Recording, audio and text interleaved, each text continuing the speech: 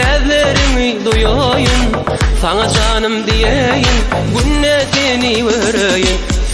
Seni seveyim, nevlerimi duyayım, sana canım diyeyim, günnetini vereyim.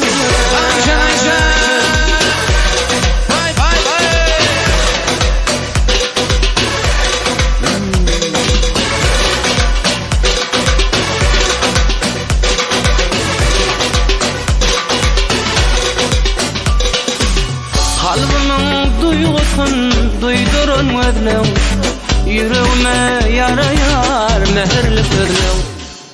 Yanımda bulmasın kış bulur yazdan, nerelerin dindiren bu çalan sarılan. Seni seveyim, nevlerimi duyayım, sana canım diyeyim, günnetini vereyim. Seni seveyim, nevlerimi duyayım, sana canım diyeyim, günnetini vereyim.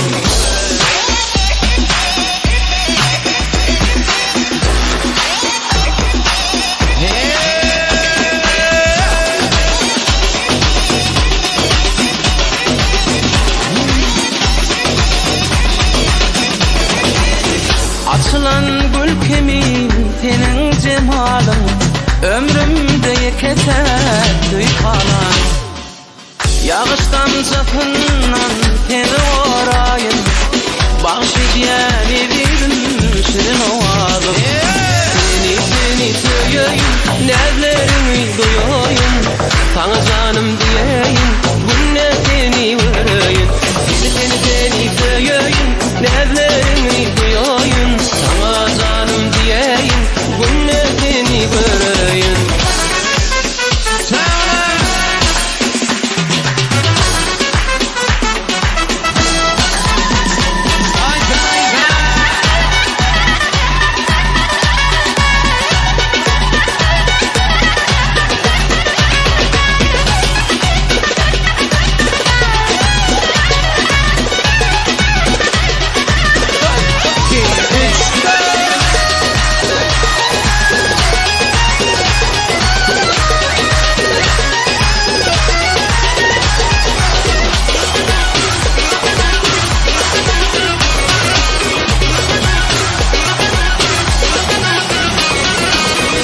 Seni seveyim, nevlerimi duyayım, sana canım diyeyim, bu ne